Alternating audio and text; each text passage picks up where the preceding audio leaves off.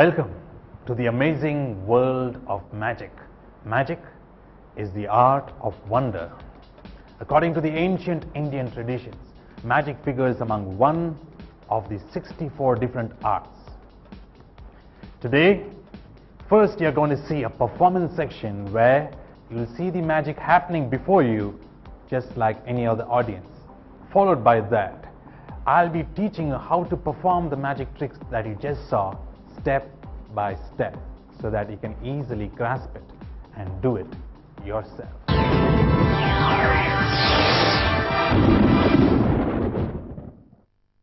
The speciality of this particular video is that you can do all the magic that you see with the least bit of preparation with objects that is readily available in your house or in your office or anywhere at all. Something that you can grab and do some amazing stuff with.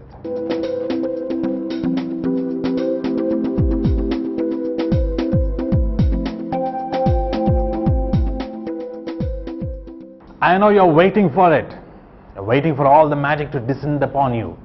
So, what is stopping us? Are you ready? Ready for the magic? Let's start. Rope tricks are very popular, especially in a magic show. So let me teach you a nice classic rope trick, okay? Sangeeta, how do you define a rope? A simple definition, I'll tell you. A rope is something that's got two ends connected to each other by a middle. Yeah? Simple definition. Otherwise, this is the middle of the rope, right? That's the middle. All I do is just cut. Can you cut this portion right here? That's the middle. Yeah, cut it. That's right. So now you see we have two ropes. Now I'm going to tie this into a knot, okay? And one more knot. That's so simple. I can even trim this off. Is it very clear? I've tied the rope. Now let me bring you to another subject. And generally when you do magic, you know what you need? You need a magic wand or a magic coin. I have right here in my pocket invisible magic salt. Can you see that? You can't see that. It's there. You just sprinkle it like this. And as you sprinkle it, something very strange happens. I'll just show it to you. You're going to be really surprised. Hold on to this end. And there are two ropes, right? Tied together. And slowly pull it. My God, Sangeeta, what's happened to the other piece? The knot is in fact vanished and the rope has become one single piece again. I'll tell you what, you keep this under your pillow and I'll tell you a magic mantra later on. You tell that and this will become 1,000 rupee note. Yeah, that's good. Thank you.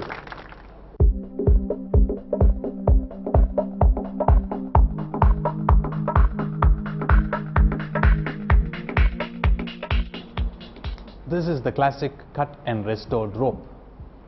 You can get this rope anywhere, you know, or you can do it with a thread also, but a rope is more visible. So I suggest you use a slightly thicker white rope like this. Now, if you really cut the rope in the center, you really do have two pieces. There's no magic in that. I'll show you there's a secret move involved to substitute the middle with the end. And what is that? It's this. As you bring your hand like this to the middle, what you're doing is you're grasping hold of this piece of rope and pulling this end up. That's all it is. I'll show it to you one more time. Bring your hand to the middle, come like this and pull this piece up. So when you cut here, people think it's actually two pieces of rope, which it looks like, but in reality it is just one short piece and a loop of a big piece. The next step, of course, you don't show it to them. You have your hand like this. So you see, it clearly looks like two ropes. Next thing, of course, you tie this rope into a knot and maybe you can make one more knot like this. This is the time where you misdirect the attention of the audience and you say, you know, in magic, you use special objects like a magic wand or a magic coin. I use something special myself. And as you say all that, your hand is winding this rope around your hand. And once it comes to the knot, you can just slide the knot slowly along with your right hand as it's winding the rope on your left. Now as it comes to the end, it's just pulled out, and don't be in a rush at this point. Don't think they're going to catch you. They won't. All you have to do is very coolly and very casually say, you know, I have some magic salt in my pocket. You can't see it, can you? They can't see it. Not only they can't see it, they didn't even see you put the knot in your pocket, because the knot is ditched in your pocket in the pretext of taking the magic salt. So this salt is just sprinkled over, and the rope is now unwound, and as you can clearly see, it's restored to one single piece again. Of course, the knot is still there in your pocket.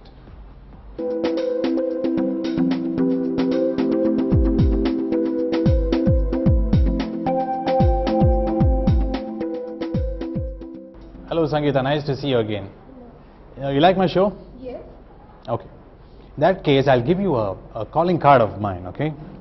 Oh, I'm sorry. What has happened is I've got all a blank stock. You see, it's a blank stock. Can you just touch one card? Just touch a card. This one? Okay, we'll use that card. Normally, as a magician, I don't carry my cards with me. I just carry a card like this, and I can show you. See that? But the minute you tap it, it starts to work. That's fantastic. Next time you want to call me for a show, you know where to find me.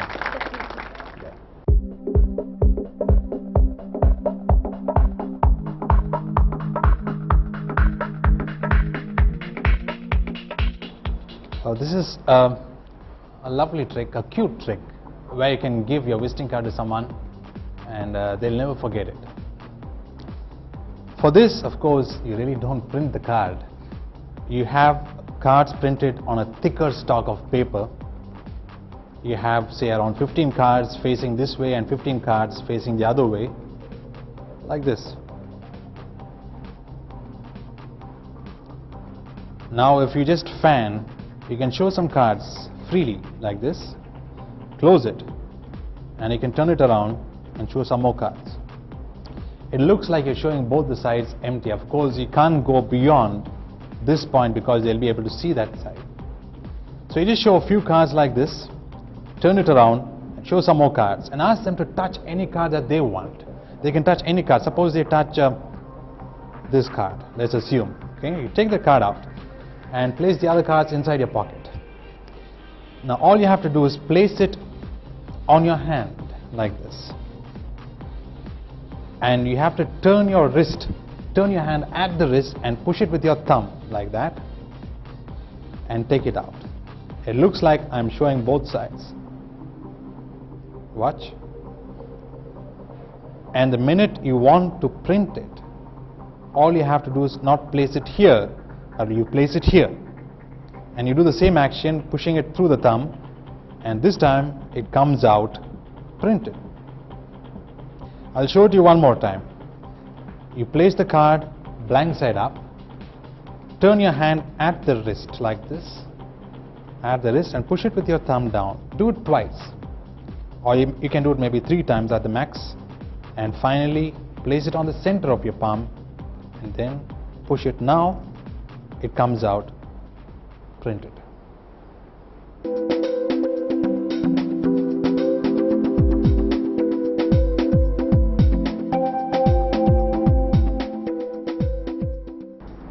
Watch, there's nothing really in my hands. Many people think there's something up your sleeve. Oh, there's nothing up this sleeve, there's nothing up this sleeve. But just squeeze, and there it is. We have so much of money from thin air. Don't you think that's a nice way to make money? Yeah.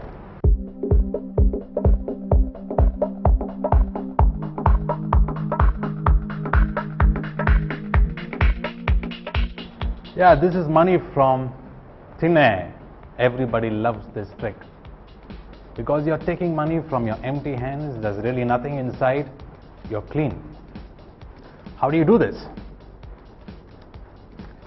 You can take some big notes, 10 rupees, 50, 100, 500, 1000, depends upon you. All you have to do is take the same kind of currency, is much better. And what you have to do is square the notes up nicely and roll them from the top like this. Okay? Just roll it up into a tight tube. After you roll it up, where does this money go? You might be asking me. Actually, it goes somewhere on your sleeve. How do you load this money? This is the way it's done. It's actually placed on your left hand, right here above the elbow. And what you do is you tuck, you pull this sleeve on top of that. Can you see that? You pull the sleeve on top. And now you're ready to start. Because if you have your hands like this, anytime you want to, you can just rub your hands, show them empty. Nothing is there. And then you can go start by showing both your hands empty. You pull your left sleeve. As you pull your left sleeve, what happens is your thumb goes under the note and pulls the sleeve. And it's a very logical thing, because you say, I have nothing in my sleeve. At that time, you have the note right here. I have nothing in my sleeve, nothing here. Watch. The note is actually held with your middle two fingers. But in this position, the audience will not be able to exactly see the currency notes. Okay? So you pull the sleeve, pull that sleeve, and then to produce it, all you have to do is bring your hands together and then roll this note one by one. As it rolls out, it looks like so much of currency is coming from thin air. Make it look as if lots and lots of notes are coming. Show it on both sides, and you can say that's how magicians make money.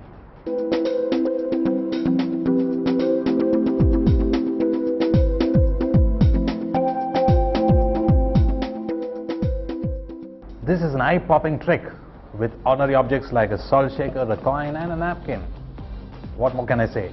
I'll take this coin and vanish it in a different way by covering it with a salt shaker and putting a napkin on top of that.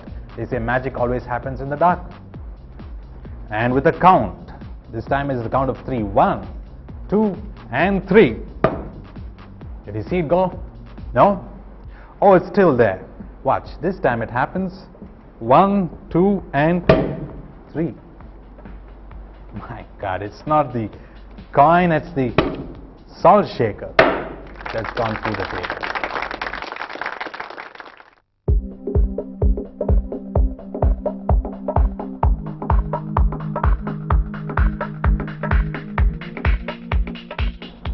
For this, like I've seen earlier, these are the items that are required. And you're going to learn a new technique called as lapping. Lapping as L-A-P-P-I-N-G, because you use your legs to do the effect as you're seated, and somebody who's watching this must be in the front. This is the way it goes. You take a napkin, a salt shaker, and a coin, and you tell the audience beforehand that you're going to vanish this coin by covering it with a salt shaker, and on top of it putting a napkin like that. What you do first is you say 1, 2, 3, tap. You look at the coin yourself. Imagine the audience is seated in front of you. Look and As you bring your hand here, the right hand points to the coin, saying that it has not vanished yet. But as you're saying that, you release your grip on the salt shaker, and the salt shaker is allowed to drop into your lap. But because of the tissue paper, the shape of the salt shaker is retained, and you're pointing to the coin simultaneously, so people think it's still there. Then bring the hand again, place it on top, and this time when you count to 3, just tap it as before, but this time it's gone flat because the salt shaker is not there, and you just reach under the table, click, and bring it out and say, it's the salt shaker that's gone through.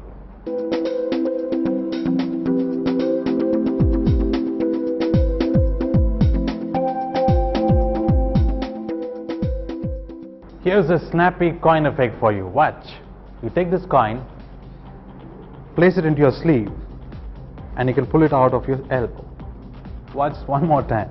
I can place this coin right into the sleeve. This time it goes right across and comes through under my arm. That's a snappy coin effect for you.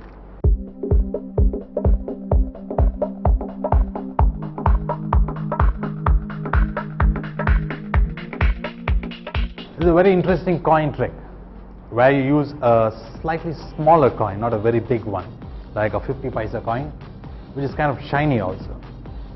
The secret is, when you say that you're going to place the coin into your sleeve, naturally you have to wear a long sleeve shirt. As your hand goes in, what really happens is your thumb and first finger just snaps it like this. The coin doesn't really go into the sleeve, but it's just behind. It's pinched by the thumb and first finger, but from the front it looks like the hand is empty. You see, so what happens if you coordinate both the movements? It looks like something like this. You know, you place the coin into the sleeve, and then you pluck from your elbow. Sometimes you say, if I place it a little deeper, it goes all the way and comes from my armpit. The move is very simple. You have to coordinate or put together, placing the coin into the sleeve and pressing it, snapping it flat. And naturally the audience is before you, they will not be able to see you. Your hand comes out like this, and your hand goes under the elbow, and you just bring it out. Snappy coin trick.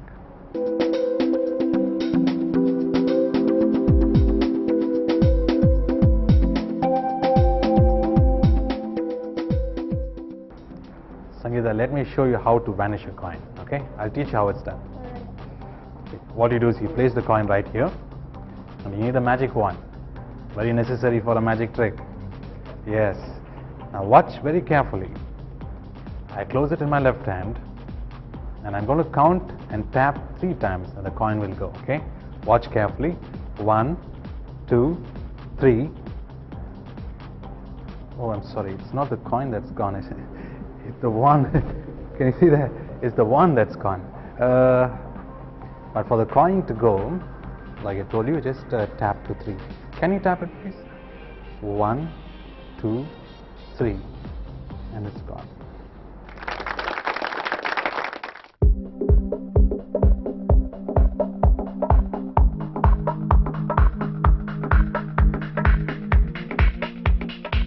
For this you need a coin and a wand. You can also use a pen. You don't need a wand. You can use a pen. And you say you're going to bring the focus. You're going to bring the focus to the coin. That's the most important thing.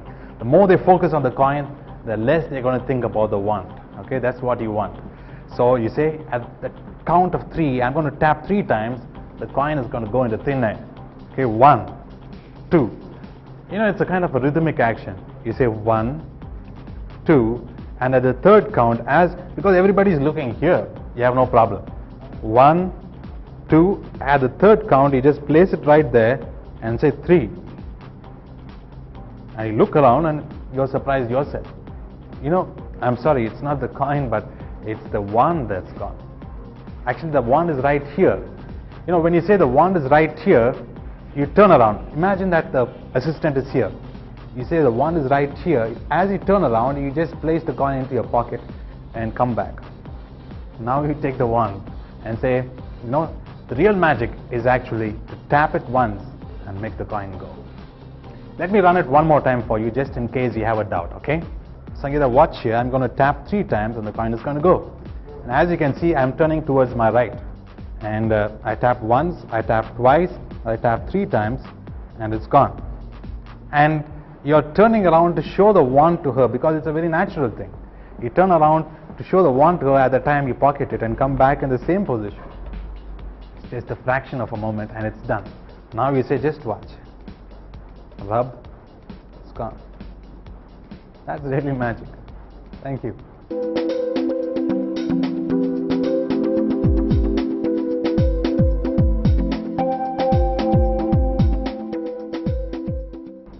So let me show you something with a pack of cards. Card tricks are a magician's closest friends. Yeah. You play cards? Yeah? Okay, good. I want you to take, there are 52 cards here. I want you to take any card that you want. Free choice. You're happy with that? You want to change your mind? Okay. Have a look at the card.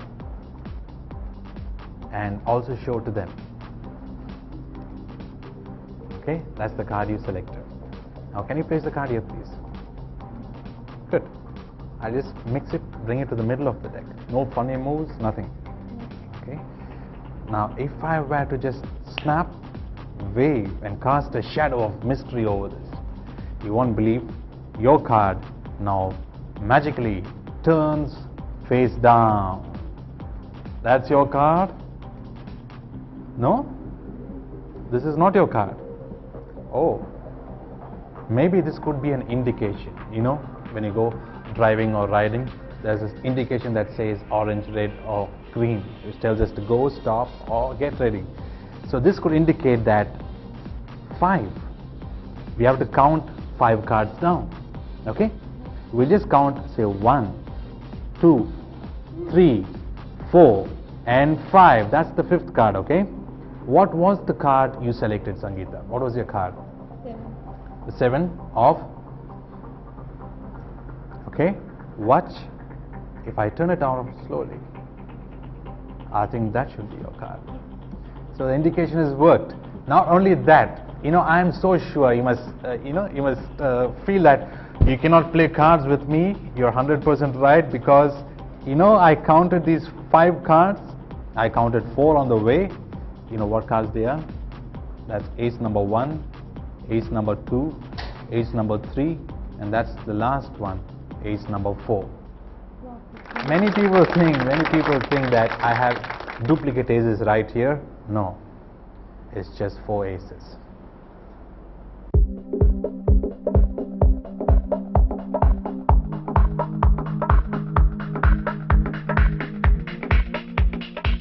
For this, you know, you just need a normal pack of cards. A normal pack of cards. And it's much better if you can have cards with a white border. It helps the trick. It's very important, in fact, if it has a white border. There's a small setup before you start the trick, and that is, you have to remove the 4 aces from the pack and place it there. You can remove any of the 5s from the deck. It can be a 5 of diamonds or 5 of hearts because it's bright. And you can place that card reversed. You know, just reverse the card, place it like this, and place the rest of the pack underneath that. Now the situation is, you have the 4 aces, the reversed 5, and the rest of the deck. Okay? That's the position. Now you're all set to go. You can put this box inside the box and you're ready to go. You can ask them to take any card that they want. It's a free choice. Any card can be selected. Let's assume that this card is selected, okay? And in this situation, that's the card. Now, all you have to do is ask them to memorize the card. Let them have a look at the card. You drop the deck on top of it and cut the deck and mix it up like this. That's it. It's self-working. Now if you spread the cards slowly, you will notice that one card alone is face up, which is the 5 of hearts. Now you're really happy saying that that's your card, is it not? And they say, no, no, no, no, that's not my card. So you say this is an indicator card because it's going to tell us where your card is. And then you say this indicates that I have to count down 5 cards, and you count down 1, 2, 3, 4 and 5. Push the 5th card around, and that in fact is the selection. You say you must not really play cards with me because as I counted these cards down, they were not just any other cards, but in fact 1, 2, 3 and 4 aces.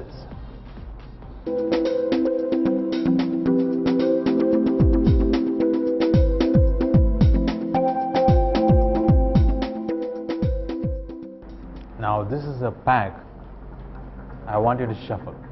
Can you shuffle the deck? Many people ask, can I shuffle the deck? Why don't you shuffle the deck, mix it up really good for me and give it back? That's very professional. You happy with that? Okay. Now Sangeeta, I've got a prediction inside this envelope. Okay? I want you to drop cards. I'm not going to disturb your stack. You have shuffled it, you mixed it. I want you to just drop cards one by one onto this table. Okay? Keep dropping it and I'll tell you next. Yeah, keep dropping it. And wherever you want, you can stop dealing cards. Whenever you want, you can stop. Right here. So what I'll do is I'll just mark this place where you drop the last card. And you can place the balance back here. Now I'm not going to touch anything. I've just marked the place where you put your last card. I don't know how many cards you have dealt. You shuffle the cards. You mix them up. Yes? Now, Sangeeta, I'm not even going to touch that. Okay? Just slide that envelope aside. Just slide it out. And take the last card and turn it around. Yes? That's the card you stopped at without me forcing you. Now I want you to take this envelope and open it up. That's where my prediction is.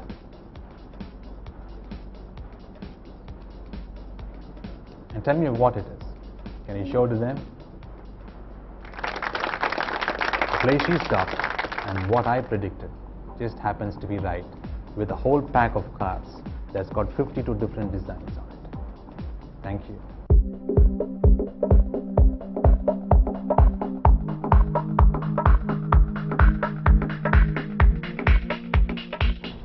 For this effect, we need a complete deck of cards, as you can see clearly. But the card that you're giving as a prediction will not be in the deck. You know where it is? Of course, you make a small prediction card which is placed inside the envelope, and underneath the envelope is the duplicate taken from this deck. If you open this envelope again and see, there's the same 3 of clubs here. See? That's the setup, and you've got to handle this with a little care, which is very important, because you have to place the card and the envelope on that and place the whole business at the edge of the table. And you can collect the cards and you can ask them to shuffle till they are really happy, because there's no problem about it. And after that, ask them to use the instinct. They can lay down cards one at a time, and whenever they want to stop, they can stop. When they stop, you can even ask, do you want to place this card here or here? Who bothers? It really doesn't matter. Now, once they place the card, you take the envelope like this, because it's very clean. You're not hiding anything in a funny manner, nothing. So you say, this is the place you want to stop? They say yes, and all you do is casually drop the card like this, and the business is done. Because once they lift the envelope, there's no evidence that you have dropped a card, because all these cards are all sprayed around on the table. Then you say, I'm not going to touch anything. I'm not going to touch you. I want you to turn the last card you stopped at. So they turn the last card, and naturally it is the 3 of clubs. And you ask them to open the envelope, and you won't believe it. It's such a big surprise on the audience. They'll never forget you for a very long time. That's the prediction card.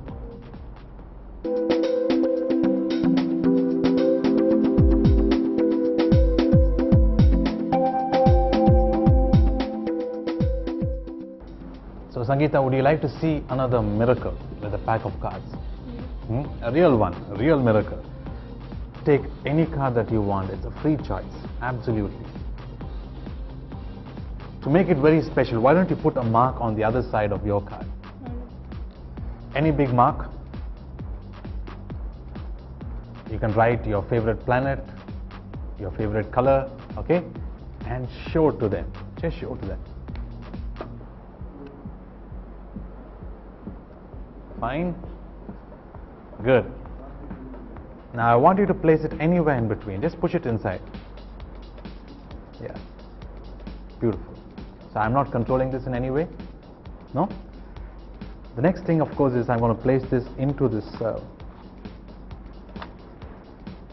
pack, okay? I'll close it up. Give it a mix. You won't believe it now, the cards, every single one of them have turned face up.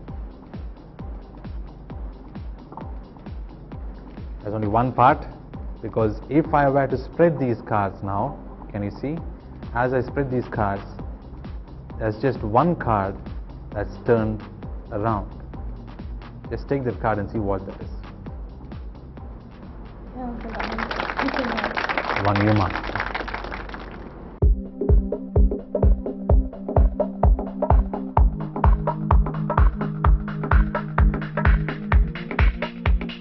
It's a neat effect, very slick, you like it. You need a jumbo matchbox. These are home lights, easily available in your provisional store nearby to your house maybe. Again there's a small, very small setup. I'll tell you what that setup is. You take any other card from the same pack you're going to use and place the card into this matchbox like that, okay? In this position, face up like this, and you're going to close this drawer, pushing that card into the matchbox. Now the beauty is I can take my hand off and I can show you the matchbox, and it's absolutely empty. Nobody can even suspect that this is a prepared matchbox. So this lies here, and the only other thing you have to do of course is take any other card from the deck and turn it upside down and place it back in the pack. You're ready to go now. You can ask the spectator to take a card that they want. Let's assume that this is the card they want, and they mark the card, okay? I'll just mark the card for you. That's the card. So as they are marking the card, remember that the cards are now in this situation. As they are marking the card, you have to turn the deck without being obvious. So you say, just make a big mark here, please. And as you're making a big mark, you have done something really big here. You have turned around the whole deck now. And now if you see, there's just one card face up and all the other cards are now facing the other way. But they don't know what the situation is. After they make the mark, ask them to remember the card and place it anywhere in the deck, anywhere at all. Push it down. Now again, this is what we have. We have one indifferent card by the whole deck and a card that is signed by the spectator. But they think the whole deck is like this. That is the beauty of this whole thing. Now you show the matchbox empty and place the deck into this box very carefully like that. You can show the spectator, let them have a last view of how the deck is. Now you see it's face down, and the assumption is all the cards are face down, and you just close it, move it like this, and when you open now, it looks like the whole deck has turned around. Now you can take the deck out and fan it out and show clearly that all the cards are now turned in one direction except one card, and that card is the spectator's card with their mark on it. One important thing that you have to keep in mind here is when you're fanning the cards, be careful about one thing. That is, there's one card right under the top card which is turned around like this.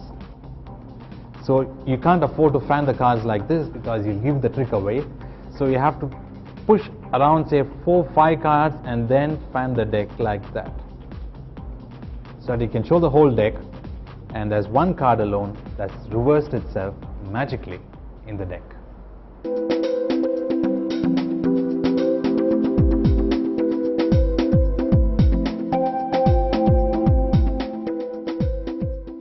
There are times you go to a restaurant and you find this stuff very common. Straws. What can you do with 2 straws? Watch this. You can twist it and turn it this way, or you can twist it and turn it that way, and all there is a mess of twists and turns. Can you see that? Have a nice close look. It's entangled, and the only way I can take it out is to cut it, maybe with a pair of scissors, and that's the way I can take it out. But give a magical blow, it comes apart. Not only that, it's not even broken. It's one single piece. Magic straws.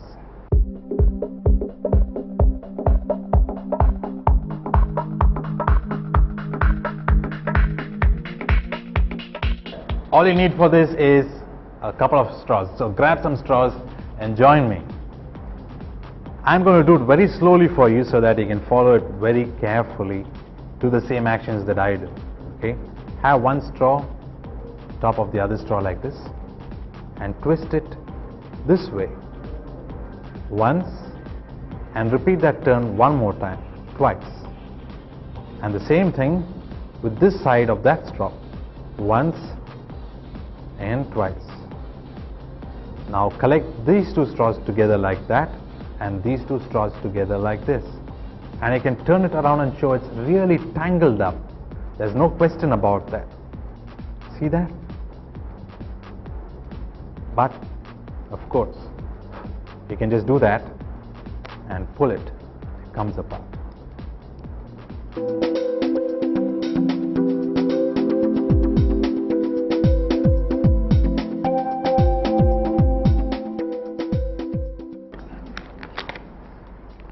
This is a real punchy trick. You want to see a real punchy trick? This is the one. Take a 1 rupee note, fold it once, twice, 3 times, and this is a punch. Push it in and punch. You know what's happened now? You have so many holes in this note. Watch. Hope you can see that. So many holes. But of course you can heal anything in life. Squeeze it.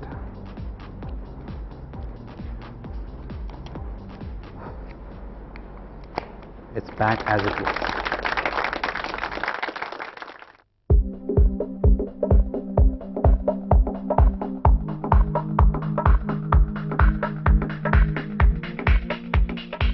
One is a single punch. There's something very interesting about this punch, because you can cock it like that, like this. There's a spring there, and when you do this action of pushing this and pressing this, it looks as if you're punching, but I'm not punching it. I'm just pushing this inside. See that?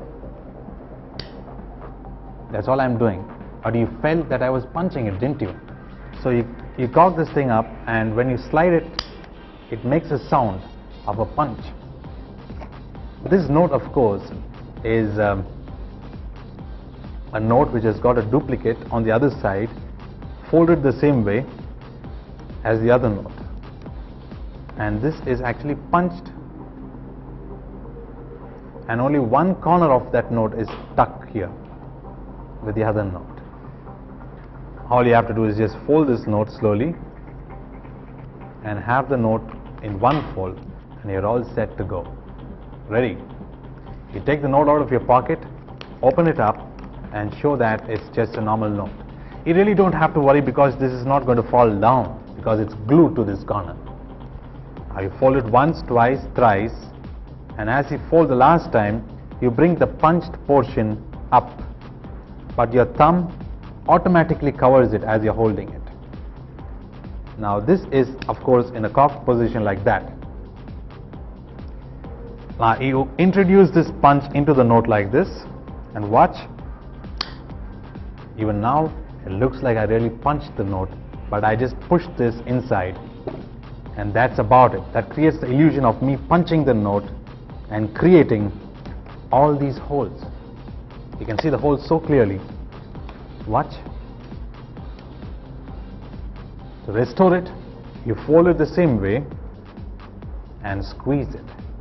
When you squeeze it, you turn the whole bunch around, bringing the normal note back on the top, and gently blow, and you restore the note back as it was when you started.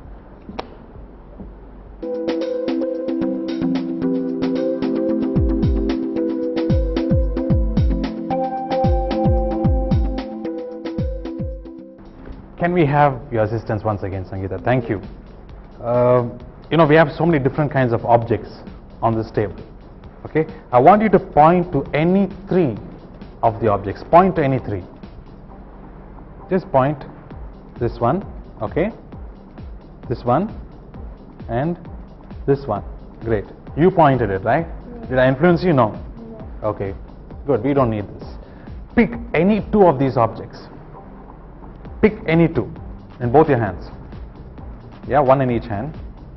Good. And hand me one. Give me one of the two. This one. Remember that you have so many choices. Okay? And out of your own free will, you picked and selected and finally landed upon the pen. Yes? This slip has been lying here even before we started this trick. Can you please take that up and open it and read what is written there? Pen. Pen. That's what is written there.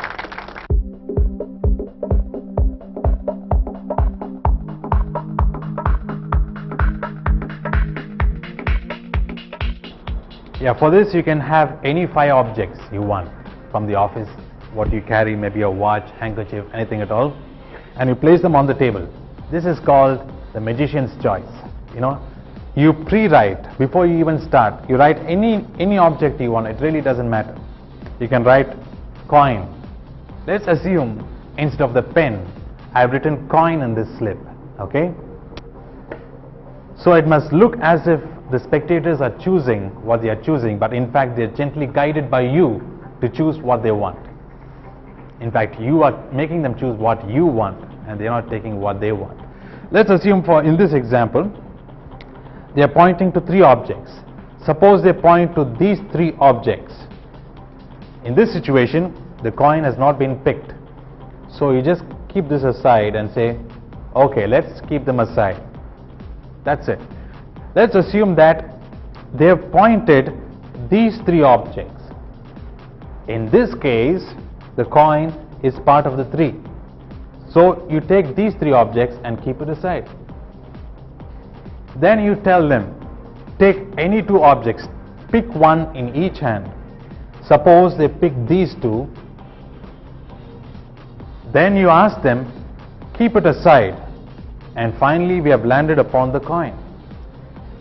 If they don't keep or pick these 2, instead they pick these 2, what you do is, you tell them, hand me one, give me one.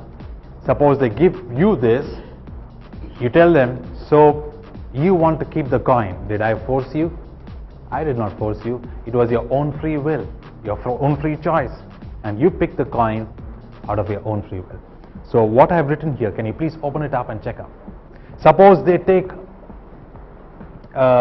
make a different choice. For example, they give you this, and all you have to do is ask them to keep this aside and say, finally, you have chosen one object out of 6 different objects, and that happens to be a coin.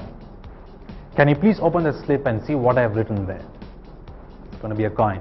So any way they choose, you gently guide them, making them feel that that was the choice finally made.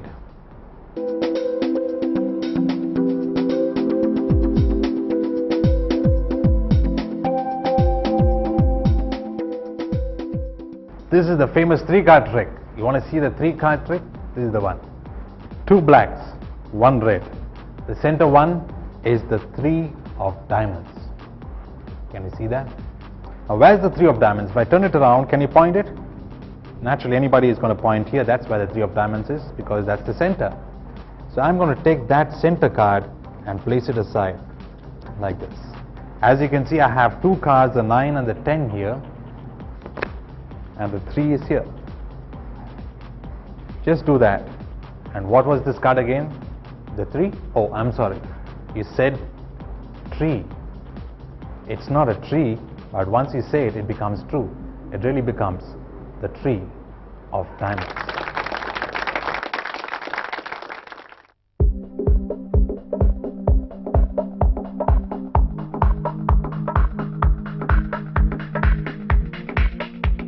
How you do this trick is a small preparation is involved.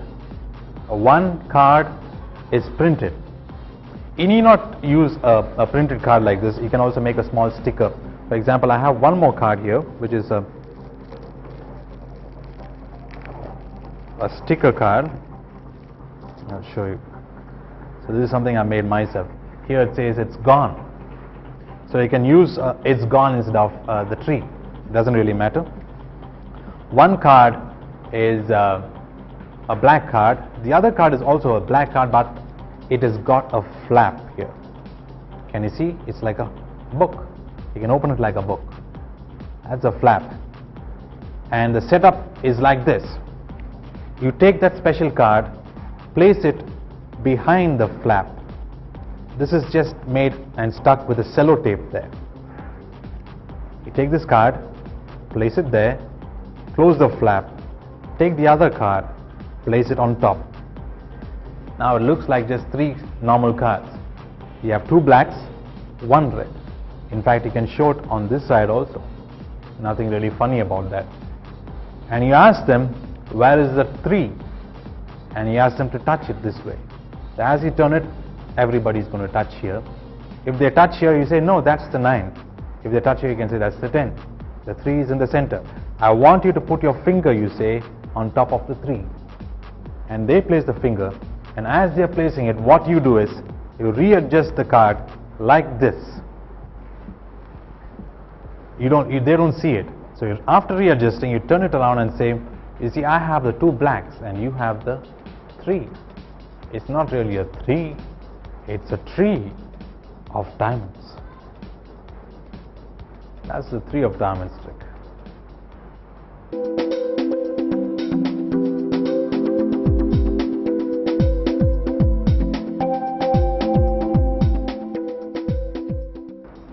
What happens if you give a magician a long rope? I'll show you.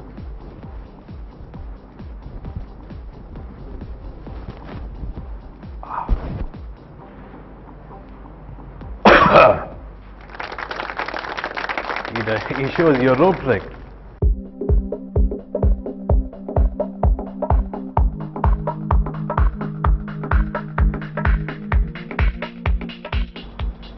Let me show you how this is done, okay?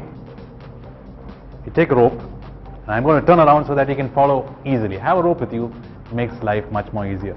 But be careful, because if you're going to turn it the wrong way, you're going to throttle yourself. You place the rope like this. Your left hand side has to be longer than your right hand side, okay? And your right hand comes and touches your heart. Your left hand comes below that and catches the rope on your right hand side. This is the way it holds it. And watch, the rope goes like this. The right hand goes first and the left hand follows, and a loop is snatched right here. That's a loop. From the front, it looks very clean. It looks like you've just made a rope go around your neck. All you have to do now is hold these 2 ends and cough. It goes through. Let me show it to you one more time. One more time. The left hand piece is long, right hand piece is short. Hold the rope like this. Right hand goes first around the neck, left hand follows, takes a loop there, and you're ready.